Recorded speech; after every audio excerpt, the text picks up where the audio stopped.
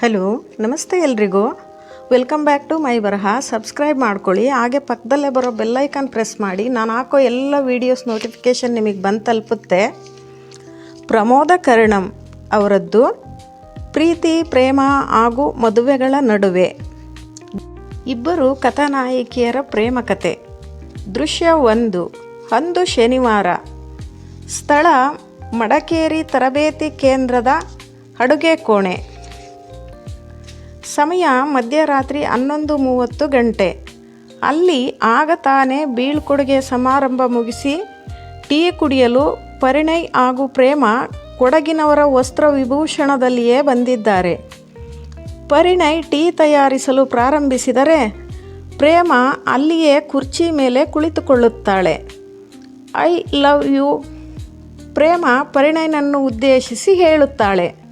ಆದರೆ ಪರಿಣಯ್ನಿಂದ ಯಾವುದೇ ಪ್ರತಿಕ್ರಿಯೆ ಬಾರದೇ ಇದ್ದಾಗ ಪುನಃ ನಾನು ನಿನ್ನನ್ನು ಪ್ರೀತಿಸುತ್ತಿದ್ದೇನೆ ಎಂದು ಇನ್ನೂ ಮುದ್ದಾಗಿ ಹೇಳುತ್ತಾಳೆ. ಆಗಲೂ ಯಾವುದೇ ಪ್ರತಿಕ್ರಿಯೆ ಬಾರದೇ ಇದ್ದಾಗ ತಾನೇ ಎದ್ದು ಹೋಗಿ ಅವನನ್ನು ಹಿಂದಿನಿಂದ ಅಪ್ಪಿಕೊಂಡು ಅವನ ಬೆನ್ನಿಗೆ ಮುದ್ದಿಡುತ್ತಾ, ಇದು ಈಗ ಹುಟ್ಟಿಕೊಂಡ ಪ್ರೀತಿ ಅಲ್ಲ ಪರಿಣಿ, ಬಾಲ್ಯದಲ್ಲಿ ಹಚ್ಚಿದ ಸಸಿ ಈಗ ಎಮ್ಮರವಾಗಿ ಬೆಳೆದಿರುವುದು ಎನ್ನುತ್ತಾಳೆ. ಆಗ ತನ್ನ 2 ಕೈಗಳಲ್ಲಿ ಟೀ ಕಪ್ಗಳನ್ನು ಹಿಡಿದುಕೊಂಡಿದ್ದ ಪರಿಣಯ್ ಅವಳಿಂದ ನಯವಾಗಿ ಬಿಡಿಸಿಕೊಳ್ಳುತ್ತಾ ಒಂದು ಟೀ ಕಪ್ಪನ್ನು ಅವಳಿಗೆ ನೀಡಿ ಅವಳನ್ನು ಒಂದು ಕುರ್ಚಿ ಮೇಲೆ ಕೂಡಿಸಿ ಅವಳ ಮುಂದೆ ತಾನೂ ಕೂರುತ್ತಾ ಕಣ್ಣು ಹಾಗೂ ಉಬ್ಬುಗಳಿಂದಲೇ ಯಾಕೆ ಎಂದು ಕೇಳುತ್ತಾನೆ. ಯಾಕೆ ಅಂದರೆ, ನನಗೆ ನಿನ್ನ ಮೇಲೆ ಪ್ರೀತಿಯಾಗಿದೆ. ನೀನು ಹೇಳ್ತೀಯೇನೋ ಅಂತ 6 ತಿಂಗಳು ಕಾದು ನೋಡಿದೆ. ನೀನು ಹೇಳಲಿಲ್ಲ. ನಾಳೆಯಿಂದ ನೀ ಎಲ್ಲೋ ನಾ ಎಲ್ಲೋ. ಅದಕ್ಕೆ ನಾನೇ ಇರೋ ಬರೋ ಧೈರ್ಯನೆಲ್ಲ ಒಗ್ಗೂಡಿಸಿ ಲಜ್ಜೆ ನಾಚಿಕೆ ಎಲ್ಲ ಬಿಟ್ಟು ಬಂಡು ಧೈರ್ಯದಿಂದ ಹೇಳ್ತಾ ಇದ್ದೇನೆ. ಆದರೂ ನಿನಗೆ ಅರ್ಥ ಆಗ್ತಾ ಇಲ್ಲ. ಎಲ್ಲ ನನ್ನ ಕರ್ಮ, ನಾನು ಹೊರಡುತ್ತೇನೆ ಎಂದು ತುಸು ಕೋಪ ಮಿಶ್ರಿತ ಭಾವದಲ್ಲಿ ಹೇಳಿದಳು ಪ್ರೇಮ. ಇವನಿಗೆ ಬೆನ್ನು ಮಾಡಿ ಎದ್ದು ಹೊರಡುತ್ತಾಳೆ. ಆಗ ಅವಳ ಕೈ ಹಿಡಿದು ನಿಲ್ಲಿಸಿದ ಪರಿಣಯ್ ಅವಳನ್ನು ಪುನಃ ಕುರ್ಚಿ ಮೇಲೆ ಕೂರಿಸುತ್ತಾ ಮೊದಲು ಟೀ ಕುಡಿ ಎನ್ನುತ್ತಾನೆ. ಒಂದು ಗುಟುಕು ಟೀ ಕುಡಿದ ಪ್ರೇಮ ಪುನಃ ಅವನನ್ನು ನೋಡುತ್ತಾ, ಪರಿಣಿ, ಸಣ್ಣವಳಿದ್ದಾಗಿನಿಂದ ನಾನು ಸ್ನೇಹಿತರ ಜೊತೆ ಆಟಕ್ಕೆ ಹೋದರೆ ನೀನು ಒಬ್ಬಂಟಿಯಾಗ್ತಿ ಅಂತ ನಿನ್ನ ಜೊತೆ ಗಂಡಸರ ಆಟಗಳಾದ ಗೋಲಿ, ಚಿನ್ನಿದಾಂಡು ಆಡಿ ನೀನು ಬೌಲರ್ ಆಗು ಅಂದರೆ ಬೌಲರ್ ಆಗಿ, ನೀನು ಬ್ಯಾಟ್ಸ್ಮನ್ ಆಗು ಅಂದರೆ ಬ್ಯಾಟ್ಸ್ಮನ್ ಆಗಿ ನಿನ್ನ ಸಂತೋಷದಲ್ಲೇ ನನ್ನ ಸಂತೋಷ ಕಂಡುಕೊಳ್ಳುತ್ತಾ ನಿನ್ನ ಬಿಟ್ಟರೆ ಬೇರೆ ಪ್ರಪಂಚನೇ ಇಲ್ಲ ಅಂದ್ಕೊಂಡು ಬೆಳೀತಿದ್ದವಳಿಗೆ ಆಘಾತವೆಂಬಂತೆ ತಂದೆಗೆ ಉತ್ತರ ಭಾರತಕ್ಕೆ ವರ್ಗಾವಣೆಯಾದ ಪ್ರಯುಕ್ತ ನಿನ್ನಿಂದ ಭೌತಿಕವಾಗಿ ದೂರವಾದರೂ ಪ್ರತಿ ಕ್ಷಣ ನಿನ್ನ ಇರುವಿಕೆಯನ್ನು ನನ್ನ ಮನದಲ್ಲಿ ಜೀವಂತವಾಗಿರಿಸಿ ಬೆಳೆದು ನಿನ್ನನ್ನು ಸೇರಲೆಂದೇ KPSC ಕರ್ನಾಟಕ ಲೋಕಸೇವಾ ಆಯೋಗ ಪರೀಕ್ಷೆ ಬರೆದು ಕರ್ನಾಟಕದಲ್ಲಿ ಸರ್ಕಾರಿ ನೌಕರಿಗೆ ಸೇರಿ ನನ್ನ ಹುಡುಕುವಿಕೆಗೆ ಆ ದೇವರೇ ಆಶೀರ್ವದಿಸಿ ನಿನ್ನನ್ನು ಭೇಟಿ ಮಾಡಿಸಿದಾಗ ನನಗೆ ಸ್ವರ್ಗಕ್ಕೆ 3 ಗೇಣು ಬಾಕಿ ಎಂದು ಒಂದೇ ಉಸಿರಿನಲ್ಲಿ ಪ್ರೇಮ ಹೇಳಿ ಮುಗಿಸಿದಾಗ ಅವಳ ಹಸ್ತವನ್ನು ತನ್ನ ಹಸ್ತದ ಮೇಲೆ ತೆಗೆದುಕೊಳ್ಳುತ್ತಾ ಪರಿಣಯ್, ಪ್ರೇಮ, ನೀನು ಹೇಳ್ತಾ ಇರೋದೆಲ್ಲ ನನಗೂ ಗೊತ್ತು. ನನಗೂ ನಿನ್ನ ಬಿಟ್ಟರೆ ಬೇರೆ ಪ್ರಪಂಚನೇ ಗೊತ್ತಿರಲಿಲ್ಲ. ಸಣ್ಣವನಿದ್ದಾಗಿನಿಂದ ನಿನ್ನ ಹತ್ತಿರ ಪ್ರತಿ ನಿಮಿಷವೂ ಮಾತಾಡ್ತಾ ಬೆಳೆದ ನಾನು ಯಾವಾಗ ಮಾತುಗಾರ ಆಗಿಬಿಟ್ಟೆನೋ ಗೊತ್ತೇ ಆಗಲಿಲ್ಲ. ನೀನು ದೂರವಾದ ನಂತರ ಎದುರುಗಡೆ ನಿನ್ನ ತರಹ ನನ್ನ ಮಾತನ್ನು ಆಸಕ್ತಿಯಿಂದ ಕೇಳುವವರು ಇಲ್ಲದೆ ಪುನಃ ನಾನು ಒಬ್ಬಂಟಿಯಾಗಿದ್ದೆ. ಆಗ ನನ್ನ ಒಬ್ಬಂಟಿತನವನ್ನು ದೂರ ಮಾಡಿದವಳು ಪ್ರೀತಿ. ಸಮಯ ಸಂದರ್ಭಗಳೇ ನಿರಂತರವಾಗಿ ಅವಳೊಂದಿಗಿನ ಭೇಟಿ ಜಾಸ್ತಿ ಮಾಡಿಸಿದ್ದರಿಂದ ಸಲುಗೆ ಬೆಳೆಯಿತು. ಸಲುಗೆ ಆಪ್ತತೆ ಮೂಡಿಸಿ 2 ಕಡೆಯಿಂದ ಆಪ್ತತೆಯಲ್ಲಿ ಕಾಳಜಿ ಇದ್ದುದರಿಂದ ಅದು ಪ್ರೇಮಕ್ಕೆ ತಿರುಗುವಲ್ಲಿ ವಿಳಂಬವಾಗಲಿಲ್ಲ. ಅವಳ ಸಾಂಗತ್ಯವಿದ್ದಾಗ ಆಗುವ ಮನಸ್ಸಿನ ತುಮುಲಗಳು ಏನೋ ಒಂಥರ ಖುಷಿ. ಅವಳನ್ನು ಪ್ರತಿ ಬಾರಿ ಮೆಚ್ಚಿಸಲು ಮನಸ್ಸು ಹಾತೊರೆಯುವುದು. ಅವಳ ಮೆಚ್ಚುಗೆಯ ಮಾತು ಕೇಳಿದ ಕೂಡಲೇ ಗಾಳಿಯಲ್ಲಿ ತೇಲಾಡಿದಂತಾಗುವುದು. ಅವಳ ಒಂದು ಸಣ್ಣ ಸ್ಪರ್ಶ ನನ್ನಲ್ಲಿ 1000 ವೋಲ್ಟ್ ವಿದ್ಯುತ್ ಶಾಕ್ ಉಂಟು ಮಾಡುತ್ತಿತ್ತು. ಪ್ರತಿ ಬಾರಿಯೂ ಅವಳು ಉಪಯೋಗಿಸುತ್ತಿದ್ದ ಪರಿಮಳವನ್ನೇ ಮೂಗುಗಳು ಯಾವಾಗಲೂ ಹುಡುಕುತ್ತಿದ್ದವು. ಕುಳಿತಿದ್ದವನು ಎದ್ದು ಪ್ರೇಮಾಳಿಗೆ ಬೆನ್ನು ಮಾಡಿ ನಡೆಯುತ್ತಾ, ಐ ಆಮ್ ಸಾರಿ ಪ್ರೇಮ, ನನ್ನ ಮನಸ್ಸನ್ನು ಪ್ರೀತಿಗೆ ಕೊಟ್ಟು ಬಿಟ್ಟಿದ್ದೇನೆ. ನಾನು ಅವಳನ್ನು ಮನಸಾರೆ ಪ್ರೀತಿಸ್ತಾ ಇದ್ದೇನೆ. ಅವಳು ನನ್ನ ಪ್ರೇಮಿ, ನೀನು ನನ್ನ ಪ್ರಾಣ ಸ್ನೇಹಿತೆ. ನೀನು ಚಿಕ್ಕವಳಿದ್ದಾಗಿನಿಂದಲೂ ನನ್ನ ಜೊತೆಗೆ, ಅಂದರೆ ನಾನೇ ನೀನಾಗಿ ನೀನೇ ನಾನಾಗಿ ಇರ್ತಾ ಇದ್ದುದರಿಂದ ನನಗೆ ನಿನ್ನ ಬಗ್ಗೆ ಪ್ರೀತಿ ಹುಟ್ಟುತ್ತಲೇ ಇಲ್ಲ. ಅಥವಾ ಪ್ರೀತಿ ಹುಟ್ಟಿದ ವಯಸ್ಸಿಗೆ ನೀನು ನನ್ನಿಂದ ದೂರವಾಗಿದ್ದೆ. ದಯವಿಟ್ಟು ನನ್ನನ್ನು ಕ್ಷಮಿಸು ಪ್ರೇಮ ಎಂದಾಗ ಪ್ರೇಮ ಕಣ್ಣು ಒರೆಸಿಕೊಳ್ಳುತ್ತಾ, ಈ ಪ್ರೀತಿ ಅಂದರೆ ಯಾರು ಎಂದು ಕೇಳಿದಾಗ ಪ್ರೇಮ ದೂರವಾದ ನಂತರದ ತನ್ನ ಜೀವನದ ಹಿಂದಿನ ಪುಟಗಳನ್ನು ತಿರುಗಿ ಹಾಕಲಾರಂಭಿಸಿದ ಪರಿಣಯ್. ದೃಶ್ಯ 2. ಪರಿಣಯ್ ಸುಂದರ ಸುರದ್ರೂಪನಾದ 26ರ ತರುಣ. ಪ್ರೀತಿ ಸುಂದರ ಸ್ಫುರದ್ರೂಪಳಾದ 24ರ ತರುಣಿ. ಕಲಬುರ್ಗಿ ಮೂಲದವನಾದ ಪರಿಣಯ್ಗೆ ಬೆಂಗಳೂರಿನಲ್ಲಿ ಸರ್ಕಾರಿ ಕೆಲಸ. ಹಾಳಾದ್ದು ಈ ಕಲಬುರ್ಗಿಯ ಬಿಸಿಲು. ಈಗಾಗಲೇ ನನ್ನ ಮೈಬಣ್ಣ ಅರ್ಧ ಕೆಟ್ಟಾಗಿದೆ. ಇನ್ನು ಇಲ್ಲಿಯೇ ಇದ್ದರೆ ನನ್ನ ಚರ್ಮ ಸುಟ್ಟೇ ಹೋಗಿ ಬಿಡಬಹುದು. ಆಮೇಲೆ ಫೇರ್ ಆ್ಯಂಡ್ ಲವ್ಲಿ ಬದಲಾಗಿ ಬರ್ನಲ್ ಹಚ್ಚಿಕೊಳ್ಳಬೇಕಾಗುತ್ತೆ. ಬೇಗ ಇಲ್ಲಿಂದ ಬೆಂಗಳೂರಿಗೆ ವರ್ಗಾವಣೆ ಮಾಡಿಸಿಕೊಳ್ಳಬೇಕು. ಪ್ರೀತಿಯ ದಿನದ ಸುಪ್ರಭಾತ. ಅಯ್ಯೋ, ಈ ಬೆಂಗಳೂರಿನ ಸಹವಾಸ ಸಾಕಪ್ಪ ಸಾಕು. ಅದೇನು ವಾಹನಗಳ ಹೊಗೆ, ಮಾಲಿನ್ಯ, ಅದರಿಂದ ನನ್ನ ಕಣ್ಣು ಕುರುಡಾಗುವುದಂತೂ ಸತ್ಯ. ಹಾಗೂ ಅದೇನು ಮಳೆಗಾಲದಲ್ಲಿ ಈ ಬೆಂಗಳೂರಿನ ಮಳೆಗಂತೂ ಸರ್ಕಾರಿ ನೌಕರರನ್ನು ಕಂಡರೆ ಆಗೋದೇ ಇಲ್ಲ ಅನಿಸುತ್ತೆ. ಸರಿಯಾಗಿ 9ಕ್ಕೆ ಹಾಗೂ ಸಂಜೆ 5ಕ್ಕೆ ತನ್ನ ಆರ್ಭಟ ಪ್ರಾರಂಭಿಸಿಬಿಡುತ್ತೆ. ಈ ಕಡೆ ಕಚೇರಿಗೆ ಬರುವ ಹಾಗಿಲ್ಲ, ಆ ಕಡೆ ಕಚೇರಿಗೆ ಬಂದವರು ಮನೆಗೆ ವಾಪಸ್ ಹೋಗುವ ಹಾಗಿಲ್ಲ. ಪರಿಣಯನ ದಿನದ ಗೋಳಾಟ. ಇಂತಹ ಪರಿಸ್ಥಿತಿಗಳಲ್ಲಿ ಕಲಬುರ್ಗಿ ಹುಡುಗನಿಗೂ ಬೆಂಗಳೂರಿನ ಹುಡುಗಿಗೂ ಮಿಲನವಾಗಬಹುದೇ? ಉತ್ತರ ಧ್ರುವದಿಂದ ದಕ್ಷಿಣ ಧ್ರುವಕ್ಕೂ ಚುಂಬಕ ಗಾಳಿಯು ಬೀಸಿ ಸೂರ್ಯನ ಬಿಂಬಕ್ಕೆ ಚಂದ್ರನ ಬಿಂಬವು ರಂಭಿಸಿ ನಗೆಯಲ್ಲಿ ಒಂದಾಗಬಹುದೇ? ಪರಿಣಯ್ ಪ್ರೀತಿ. 2 ವಿರುದ್ಧ ದಿಕ್ಕುಗಳು ಸೇರಬಹುದೇ? ಇದು ಸಾಧ್ಯವೇ? ಸಾಧ್ಯ ಅಸಾಧ್ಯಗಳ ನಡುವಿನ ಆ ಶುಭ ಮಿಲನದ ಕ್ಷಣಗಳಿಗಾಗಿ ಮುಂದೆ ಓದಿ. ದೃಶ್ಯ 3. ಅಂದು ಭಾನುವಾರ. ಸ್ಥಳ ಕಲಬುರ್ಗಿಯ ರೈಲ್ವೆ ನಿಲ್ದಾಣ. ಸಮಯ ಸಂಜೆಯ 6:55. ತಂಪನೆಯ ಗಾಳಿ ಎಲ್ಲೆಡೆ ಬೀಸುತ್ತಾ ತನ್ನೊಂದಿಗೆ ಹೂವಿನ ಸುಮಧುರ ಸುವಾಸನೆಯನ್ನು ಪಸರಿಸುತ್ತಾ ಸಂಪೂರ್ಣ ವಾತಾವರಣವನ್ನು ಆಹ್ಲಾದಕರವಾಗಿಸಿದೆ. ಬೆಂಗಳೂರಿಗೆ ಹೊರಡುವ ರೈಲು ಆಗ ತಾನೇ ಪ್ಲಾಟ್ಫಾರ್ಮ್ ಪ್ರವೇಶಿಸುತ್ತಲೇ ಕ್ಷಣ ಮಾತ್ರದಲ್ಲಿ ಪ್ಲಾಟ್ಫಾರ್ಮ್ ಪ್ರಯಾಣಿಕರುಗಳಿಂದ ಜನಭರಿತವಾಯಿತು. ಬೋಗಿಯಿಂದ ಕೆಳಗಿಳಿಯುವವರು ಹಾಗೂ ಹತ್ತುವವರ ಮಧ್ಯೆ ಮಾಮೂಲಿನಂತೆ ಜಗಳ, ತಿಕ್ಕಾಟ ಪ್ರಾರಂಭವಾಗಿದೆ. ಇವುಗಳ ಮಧ್ಯೆಯೇ ಪ್ರೀತಿ ರೈಲಿನ ಬೋಗಿಯನ್ನೇರಿ ಒಳಗೆ ಕುಳಿತಳು. ಇವಳದು ಲೋಯರ್ ಬರ್ತ್ ಇದ್ದು ಕುಳಿತ ಕಡೆಯಿಂದ ಮೇಲೆ 2 ಬರ್ತ್ಗಳು, ಎದುರುಗಡೆ 3 ಹಾಗೂ ಪಕ್ಕದಲ್ಲಿ 2 ಬರ್ತ್ಗಳು ಇದ್ದವು. ಇವುಗಳಲ್ಲಿ ಇನ್ನು ಯಾವ ಪ್ರಯಾಣಿಕರು ಬಂದು ಕುಳಿತಿರಲಿಲ್ಲ. ರೈಲು ಹೊರಡಲು ಇನ್ನು 1-2 ನಿಮಿಷಗಳಿದ್ದವು. ಹಸಿರು ದೀಪ ತೋರಿಸಲಾಗಿತ್ತು. ಸಿಗ್ನಲ್ ಆಗಲೇ ಡೌನ್ ಆಗಿತ್ತು. ಪ್ರಯಾಣಿಕರು ತಮಗಾಗಿ ಕಾಯ್ದಿರಿಸಿದ್ದ ಆಸನಗಳಲ್ಲಿ ಆಸೀನರಾಗಿದ್ದರು. ಅವರನ್ನು ಬೀಳ್ಕೊಡಲು ಬಂದಿರುವ ಸಂಬಂಧಿಕರು, ಸ್ನೇಹಿತರು ಪ್ಲಾಟ್ಫಾರಂನಲ್ಲಿ ಕಿಟಕಿಯ ಹತ್ತಿರ ನಿಂತುಕೊಂಡು ರೈಲು ಬಿಡುವುದನ್ನೇ ಕಾಯುತ್ತಿದ್ದರು. ಇಷ್ಟಾದರೂ ಪ್ರೀತಿ ಕುಳಿತಿರುವಲ್ಲಿ ಯಾವ ಪ್ರಯಾಣಿಕರು ಬಂದಿರಲಿಲ್ಲ. ರೈಲು ನಿಧಾನವಾಗಿ ಚಲಿಸಲು ಆರಂಭಿಸಿತು. ಪ್ಲಾಟ್ಫಾರಂನಲ್ಲಿ ನಿಂತಿದ್ದವರು ರೈಲಿನಲ್ಲಿ ಕುಳಿತಿದ್ದವರಿಗೆ ಕೈ ಬೀಸುವುದು, ಇವರು ಅವರಿಗೆ ಕೈ ಬೀಸುವುದು ಅನಾಯಾಸವಾಗಿ ನಡೆದಿತ್ತು. ರೈಲು ತನ್ನ ವೇಗವನ್ನು ನಿಧಾನವಾಗಿ ವೃದ್ಧಿಸಿಕೊಂಡು ಕಲಬುರ್ಗಿ ಪ್ಲಾಟ್ಫಾರಂ ಬಿಡುವ ಹುನ್ನಾರದಲ್ಲಿ ಮುನ್ನುಗ್ಗುತ್ತಿತ್ತು. ಜನಪ್ರಿಯ ಕಾದಂಬರಿಕಾರ ಪ್ರಮೋದ ಕರ್ಣಂ ಇವರ ಸಾಧ್ಯ ಅಸಾಧ್ಯಗಳ ನಡುವೆ ಕಾದಂಬರಿಯನ್ನು ಕೆಳಗಡೆ ಇಟ್ಟಿದ್ದ ಬ್ಯಾಗಿನಿಂದ ಹೊರತೆಗೆದ ಪ್ರೀತಿ ಇನ್ನೇನು ಓದಲು ಪ್ರಾರಂಭಿಸಬೇಕು ಎನ್ನುವಷ್ಟರಲ್ಲಿ ಏದುಸಿರು ಬಿಡುತ್ತಾ ಬಂದ ಪರಿಣಯ್ ಹೆಗಲ ಮೇಲಿದ್ದ ಬ್ಯಾಗನ್ನು ಕೆಳಗಡೆ ಬಿಸಾಕಿ ದೊಪ್ಪೆಂದು ಸೀಟಿನ ಮೇಲೆ ಪ್ರೀತಿಯ ಎದುರುಗಡೆ ಕುಳಿತುಕೊಳ್ಳುತ್ತಾ ಜೋರಾಗಿ ಬಿಡುತ್ತಿದ್ದ ಉಸಿರನ್ನು ನಿಯಂತ್ರಿಸಲು ಪ್ರಯತ್ನಿಸುತ್ತಾ ತನ್ನ ಎದುರುಗಡೆ ಒಬ್ಬ ಸುಂದರ ಯುವತಿ ಕುಳಿತಿರುವುದನ್ನು ಕಂಡ.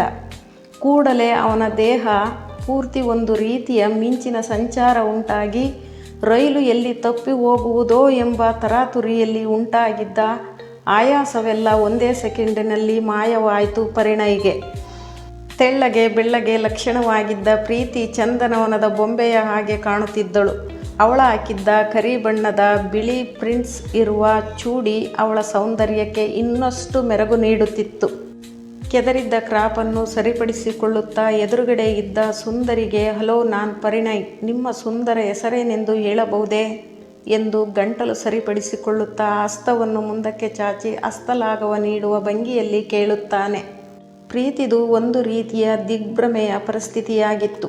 ರೈಲು ಬಿಡುವವರೆಗೂ ಯಾರೂ ಬರದೇ ಇರುವುದು, ರೈಲು ಬಿಟ್ಟ ಮೇಲೆ ಹಠಾತ್ತಾಗಿ ಒಬ್ಬ ಸುಂದರ ಯುವಕನ ಆಗಮನ, ಮತ್ತೊಮ್ಮೆ ನೋಡಿದರೆ ಮತ್ತೆ ಮತ್ತೆ ನೋಡಬೇಕೆನ್ನಿಸುವ ಆಕರ್ಷಕ ಮೈಕಟ್ಟಿನ ಪರಿಣಯನನ್ನು ನೋಡಿ ಪ್ರೀತಿ ಎಂದಷ್ಟೇ ಉತ್ತರಿಸಿದಳು, ಹಸ್ತವನ್ನು ಮುಂದಕ್ಕೆ ಚಾಚದೆ. ಆಗ ಪರಿಣಯ್ ತನ್ನ ಕೈಯನ್ನು ಹಿಂದಕ್ಕೆ ತೆಗೆದುಕೊಳ್ಳುತ್ತಾ ಆರಾಮಾಗಿ ಹಿಂದಕ್ಕೆ ಒರಗಿ ಕಾಲನ್ನು ಮುಂದೆ ಚಾಚಿ ವಿರಮಿಸುತ್ತಾ, ಮೈ ಗಾಡ್, ರೈಲು ತಪ್ಪೇ ಹೋಯ್ತು ಅಂದ್ಕೊಂಡಿದ್ದೆ. ಒಂದು ವೇಳೆ ತಪ್ಪೇ ಹೋಗಿದ್ರೆ ಏನಪ್ಪ ಗತಿ? ಆ ಬೆಂಗಳೂರಿನ ಸೀಟು ಬಾಸ್ ನನಗೆ ಅವನಿಗೆ ತದ್ವಿರುದ್ಧ. ನಾನು ಏತಿ ಅಂದರೆ ಅವನು ಪೇತಿ ಅಂತಾನೆ. ಸರಿಯಾಗಿ 10 ಗಂಟೆಗೆ ಆಫೀಸ್ನಲ್ಲಿ ಇರದೇ ಇದ್ದರೆ CL ಲೀವ್ ಹಾಕಿಬಿಡ್ತಾನೆ. ಮೊದಲೇ ನನ್ನ ಅಕೌಂಟ್ನಲ್ಲಿ ರಜೆಗಳು ಕಡಿಮೆ ಇದೆ, ಸದ್ಯ ರೈಲು ಸಿಕ್ತಲ್ಲ. ಕಾದಂಬರಿ ಓದುತ್ತಿದ್ದ ಪ್ರೀತಿಯ ಮುಖದಲ್ಲಿ ಪರಿಣಯ್ನ ಮಾತುಗಳಿಂದ ಮುಗುಳ್ನಗೆ ಹೊಮ್ಮುತ್ತದೆ. ಪರಿಣಯ್ ಮತ್ತೆ ಮುಂದೆ ಬಾಗಿ, ಮೇಡಮ್, ಕುಡಿಯಲಿಕ್ಕೆ ನೀರು ಕೊಡ್ತೀರಾ? ತುಂಬ ಬಾಯಾರಿಕೆ ಆಗಿದೆ ಎಂದು ಪ್ರೀತಿಯನ್ನು ಕೇಳುತ್ತಾನೆ. ಪ್ರೀತಿ ತನ್ನ ಬ್ಯಾಗಿನಿಂದ ನೀರಿನ ಬಾಟಲಿಯನ್ನು ತೆಗೆದುಕೊಡುತ್ತಿದ್ದಾಗ, ಬಿಸ್ಲೇರಿ ವಾಟರ್ ಆದರೂ ಪರವಾಗಿಲ್ಲ ಕೊಡಿ, ಏನು ಯೋಚನೆ ಮಾಡಬೇಡಿ, ಮುಂದಿನ ಸ್ಟೇಷನ್ನಲ್ಲಿ ಹೊಸ ಬಿಸ್ಲೇರಿ ವಾಟರ್ ಖರೀದಿಸಿ ನಿಮಗೆ ವಾಪಸ್ ಕೊಟ್ಟು ಬಿಡ್ತೇನೆ ಎಂದು ಅವಳನ್ನು ಛೇಡಿಸಿದಾಗ, ತಗೊಳ್ಳಿ, ನಾನೇನು ಜಿಪುಣಿ ಅಲ್ಲ ಎನ್ನುತ್ತಾ ನೀರಿನ ಬಾಟಲಿಯನ್ನು ಅವನ ಕೈ ಮೇಲೆ ಕುಕ್ಕುತ್ತಾಳೆ. ಅಬ್ಬಾ, ಅದೆಂಥ ಕೋಪಾರಿ ನಿಮಗೆ ಎಂದೆನ್ನುತ್ತಾ ಬಾಟ್ಲಿಯಲ್ಲಿರೋ ಅರ್ಧ ನೀರನ್ನು ಖಾಲಿ ಮಾಡಿ ವಾಪಸ್ ಕೊಡುತ್ತಾ, ತುಂಬ ಥ್ಯಾಂಕ್ಸ್ ಎಂದೆನ್ನುತ್ತಾನೆ. ಮೆನ್ಷನ್ ನಾಟ್ ಎಂಬುದಾಗಿ ಚುಟುಕಾಗಿ ಉತ್ತರಿಸಿದ ಪ್ರೀತಿ ಮತ್ತೆ ಕಾದಂಬರಿ ಓದಲು ಪ್ರಾರಂಭಿಸುತ್ತಾಳೆ. ರೈಲು ತುಂಬ ವೇಗದಲ್ಲಿ ಸಾಗುತ್ತಿದ್ದುದರಿಂದ ತಣ್ಣನೆಯ ಗಾಳಿ ಕಿಟಕಿಯಿಂದ ರಭಸವಾಗಿ ಅಪ್ಪಳಿಸುತ್ತಿದ್ದು, ಗಾಳಿಯಿಂದಾಗಿ ಆರಿ ಮುಖದ ಮೇಲೆ ಬರುತ್ತಿದ್ದ ಮುಂಗೂದಲನ್ನು ಒಂದು ಕೈಯಿಂದ ಹಿಂದಕ್ಕೆ ಹಾಕಿಕೊಳ್ಳುತ್ತಾ ಮತ್ತೊಂದು ಕೈಯಲ್ಲಿ ಕಾದಂಬರಿ ಹಿಡಿದು ಓದುತ್ತಿದ್ದ ಈ ಸುಂದರ ಯುವತಿಯನ್ನು ಸೃಷ್ಟಿಸುವಾಗ ಆ ಶಿಲ್ಪಿಯಾದ ಬ್ರಹ್ಮ ಅದೆಷ್ಟು ಸಮಯ ತೆಗೆದುಕೊಂಡಿದ್ದನೋ ಎಂದು ಯೋಚಿಸುತ್ತಾ ಪ್ರೀತಿ ಕನ್ನಡ ಕಾದಂಬರಿ ಓದುತ್ತಿರುವುದನ್ನು ಕಂಡು ಛೇಡಿಸುವ ಮನಸ್ಸಿನಿಂದ, ಹೋ, ಕನ್ನಡ ಕಾದಂಬರಿನಾ? ಅದರಲ್ಲಿ ಅಷ್ಟು ಗಾಢವಾಗಿ ಓದೋ ಅಂಥ ವಿಷಯ ಏನಿರುತ್ತೆ? ನನಗಂತೂ ಕನ್ನಡ ಪುಸ್ತಕಗಳನ್ನು ಕಂಡರೆ ಅಲರ್ಜಿ ಎಂದೆನ್ನುತ್ತಾ ತನ್ನ ಬ್ಯಾಗಿನಿಂದ ಇಂಗ್ಲಿಷ್ ಮ್ಯಾಗಝಿನ್ ಹೊರತೆಗೆಯುತ್ತಾನೆ. ಪ್ರೀತಿ ಹೆಚ್ಚು ಮಾತುಗಾರ್ತಿಯಲ್ಲ. ಚಿಕ್ಕಂದಿನಿಂದಲೂ ಮೌನವನ್ನೇ ತನ್ನ ಸ್ವಭಾವವನ್ನಾಗಿಸಿಕೊಂಡವಳು. ಅದಕ್ಕೊಂದು ದೃಷ್ಟಿಬೊಟ್ಟು ಇಟ್ಟ ತರಹ ನೈಸರ್ಗಿಕ ಮುಗುಳ್ನಗೆ ಅವಳ ಮುಖದಲ್ಲಿ ಯಾವಾಗಲೂ ಲಾಸ್ಯವಾಡುತ್ತಿರುತ್ತದೆ. ಅದಕ್ಕೆ ತದ್ವಿರುದ್ಧ ಪರಿಣಯ್, ಮಾತಿನಲ್ಲೇ ಮೋಡಿ ಮಾಡುವ ಜಾದುಗಾರ. ಪರಿಣಯ್ ಕನ್ನಡದ ಬಗ್ಗೆ ತಿರಸ್ಕಾರ ಭಾವದಿಂದ ಮಾತನಾಡಿದಾಗ ಕನ್ನಡಾಭಿಮಾನಿಯಾಗಿರುವ ಪ್ರೀತಿಗೆ ಕೋಪ ಬಂದರೂ ತೋರಿಸಿಕೊಳ್ಳದೆ, ಹೋ, ಹಾಗಾದರೆ ನೀವು ಆಂಗ್ಲ ಭಾಷೆಯನ್ನು ತುಂಬ ಆಳವಾಗಿ ಅಧ್ಯಯನ ಮಾಡಿದ್ದೀರಲ್ವಾ? ಆಂಗ್ಲ ಪ್ರೇಮಿ ಎಂದೆನಿಸುತ್ತೆ ಎಂದು ಕಣ್ಣರಳಿಸಿ ಕೇಳುತ್ತಾಳೆ. ಖಂಡಿತ, ನಮ್ಮದು ಒಂಥರ ಆಂಗ್ಲ ಇಂಡಿಯನ್ ಫ್ಯಾಮಿಲಿ. ನಗುತ್ತಲೇ ರೀಲು ಸುತ್ತಲು ಶುರು ಮಾಡುತ್ತಾನೆ ಪರಿಣಯ್. ಕನ್ನಡದ ಮಾನ ಕಾಪಾಡುವ ಸಂದರ್ಭದಲ್ಲಿ ಪ್ರೀತಿ ಏನೇನು ಲೆಕ್ಕ ಹಾಕಿ ಯಾವ ಜಾಲ ಹರಡುತ್ತಾಳೆ ಎಂದು ಹೇಳುವುದು ತುಂಬ ಕಷ್ಟ. ಪರಿಣಯ್ರವರೇ, ನನಗೆ ಒಬ್ಬರು ಒಂದು ಪ್ರಶ್ನೆ ಕೇಳಿದ್ದಾರೆ. ಅದು ಆಂಗ್ಲ ಭಾಷೆಯಲ್ಲಿ. ನನಗೂ ಆಂಗ್ಲ ಭಾಷೆಗೂ ಅಷ್ಟಕ್ಕಷ್ಟೇ. ಅದಕ್ಕೆ ನಿಮಗೇನಾದರೂ ಅದರ ಉತ್ತರ ಗೊತ್ತಿದೆಯೇನೋ ಅಂತ ಮೆಲ್ಲನೆ ಬಲೆ ಬೀಸಿದಳು. ಕೇಳಿ, ನನಗೆ ಇಂಗ್ಲೀಷ್ ಅಂದರೆ ಈಗ ಘಟಘಟನೆ ಅಂತ ನೀರು ಕುಡಿದಿದ್ದು ನೋಡಿದ್ರಲ್ಲ, ಅಷ್ಟೇ ಸುಲಭ. ಉತ್ಸಾಹದಿಂದ ಸರಿಯಾಗಿ ಕುಳಿತುಕೊಳ್ಳುತ್ತಾ ಹೇಳುತ್ತಾನೆ ಪರಿಣಯ್. ಪ್ರೀತಿ ತುಂಬ ಮುಗ್ಧಳಂತೆ ನಟಿಸುತ್ತಾ ತನಗೆ ಏನೂ ಗೊತ್ತಿಲ್ಲ ಎನ್ನುವ ಧಾಟಿಯಲ್ಲಿ, ತುಂಬ ಜನ ಹಾಕಿಕೊಳ್ಳೋ, ನಾನು ಹಾಗೂ ನೀವು ಹಾಕಿಕೊಂಡಿರೋ ಈ ಟೈಟನ್ ಪದದ ಅರ್ಥ ಹೇಳಿ ಎಂದು ದುಂಬಾಲು ಬೀಳುತ್ತಾಳೆ. ಗಲಿಬಿಲಿಗೊಳ್ಳುತ್ತಾನೆ ಪರಿಣಯ್. ಇಂಗ್ಲಿಷ್ ಬರ್ತದೆ, ಆದರೆ ಇವಳು ಕೇಳಿರುವ ಪ್ರಶ್ನೆಗೆ ಉತ್ತರವೇ ಗೊತ್ತಿಲ್ಲವೇ? ಈ ತರಹದ ಹೆಸರುಗಳಿಗೆಲ್ಲ ಅರ್ಥ ಇರಲ್ಲ, ಏನಂತೀರಾ? ಪರಿಣಯ್ ಪಲಾಯನ ಸೂತ್ರ ಹುಡುಕುತ್ತಿರುವಾಗಲೇ, ಅರ್ಥ ಇದೆಯಂತೆ, ನಿಮಗೆ ಗೊತ್ತಿದೆ, ಆದರೆ ನೀವು ನನಗೆ ಅದನ್ನು ಹೇಳ್ತಾ ಇಲ್ಲ, ಹೇಳಿ ಪ್ಲೀಸ್ ಎಂದು ಗೋಗರಿಯುವ ರೀತಿಯಲ್ಲಿ ಕೇಳುತ್ತಾಳೆ. ಪರಿಣಯ್ಗೆ ಏನು ಪ್ರತಿಕ್ರಿಯಿಸಬೇಕೆಂದು ಗೊತ್ತಾಗದ ಸಂದಿಗ್ಧ ಪರಿಸ್ಥಿತಿ. ಪ್ರೀತಿಯೇ ಮತ್ತೆ ಮುಂದುವರಿಸುತ್ತಾ, ನಿಮಗೆ ಗೊತ್ತಿದೆ, ನನಗೆ ಆಟ ಆಡಿಸ್ತಾ ಇದ್ದೀರಾ ಅಲ್ವಾ? ಪರವಾಗಿಲ್ಲ, ಆಮೇಲೆ ಹೇಳಿ, ಇನ್ನು ಬೆಂಗಳೂರು ತಲುಪುವವರೆಗೂ ಬೇಕಾದಷ್ಟು ಸಮಯವಿದೆ ಎಂದೆನ್ನುತ್ತಾ ಇಲಿ ಬೆಕ್ಕಿನಾಟ ಶುರು ಮಾಡುತ್ತಾಳೆ. ಅಷ್ಟರಲ್ಲಿ ಆಪದ್ಬಾಂಧವನಂತೆ ಬೋಗಿಯಲ್ಲಿ ಊಟ ಊಟ ಎಂದು ಕೂಗುತ್ತಾ ಬಂದವನ ಬಳಿ 2 ಊಟ ಹಾಗೂ 2 ನೀರಿನ ಬಾಟಲು ತೆಗೆದುಕೊಂಡು ಪ್ರೀತಿಗೊಂದು ಕೊಟ್ಟು ತಾನು ಊಟ ಮಾಡಲು ಪ್ರಾರಂಭಿಸುತ್ತಾನೆ ಪರಿಣಯ್. ಊಟ ಮಾಡುತ್ತಾ ಪರಿಣಯ್ ಕಡೆಗೆ ನೋಡುತ್ತಾಳೆ ಪ್ರೀತಿ. ಪರಿಣಯ್ನೋ ಎಲ್ಲಿ ತಲೆ ಎತ್ತಿ ಇವಳ ಕಡೆ ನೋಡಿದರೆ ಮರ್ಯಾದೆ ಹೋಗುವುದೋ ಎಂಬ ರೀತಿಯಲ್ಲಿ ತಲೆ ತಗ್ಗಿಸಿಕೊಂಡು ಊಟ ಮಾಡುತ್ತಿರುತ್ತಾನೆ. ಅಯ್ಯೋ ಪಾಪವೆನಿಸುತ್ತದೆ ಪ್ರೀತಿಗೆ. ಉತ್ಸಾಹದಿಂದ ಮಾತನಾಡುತ್ತಿದ್ದವನನ್ನು ಖಿನ್ನನನ್ನಾಗಿಸಿಬಿಟ್ಟೆನಲ್ಲ ಎಂದು ಮನಸ್ಸಿಗೆ ಬೇಸರ ಉಂಟಾಗಿ ಕಣ್ಣು ತೇವಗೊಳ್ಳುತ್ತದೆ. ಆದರೆ ಕನ್ನಡದ ಬಗ್ಗೆ ಯಾರೇ ತಿರಸ್ಕಾರದಿಂದ ಮಾತನಾಡಿದರೂ ಸಹಿಸಿಕೊಳ್ಳಲಾರದಷ್ಟು ಕನ್ನಡದ ಮೇಲೆ ಅಭಿಮಾನವನ್ನು ಚಿಕ್ಕಂದಿನಿಂದಲೇ ಬೆಳೆಸಿಕೊಂಡು ಬಂದವಳು ಪ್ರೀತಿ. ಪ್ರಾಥಮಿಕ ಶಿಕ್ಷಣ ಮುಗಿಯುವವರೆಗೂ ಕನ್ನಡ ಮಾಧ್ಯಮದಲ್ಲೇ ಓದಿದ ತರುವಾಯ ಹೈಸ್ಕೂಲ್ ಇಂಗ್ಲಿಷ್ ಮೀಡಿಯಂಗೆ ಸೇರು ಎಂದು ಮನೆಯವರೆಲ್ಲರೂ ದುಂಬಾಲು ಬಿದ್ದಿದ್ದರು. ಆ ಸಮಯದಲ್ಲಿಯೇ ಸಾಹಿತಿ ವಿ.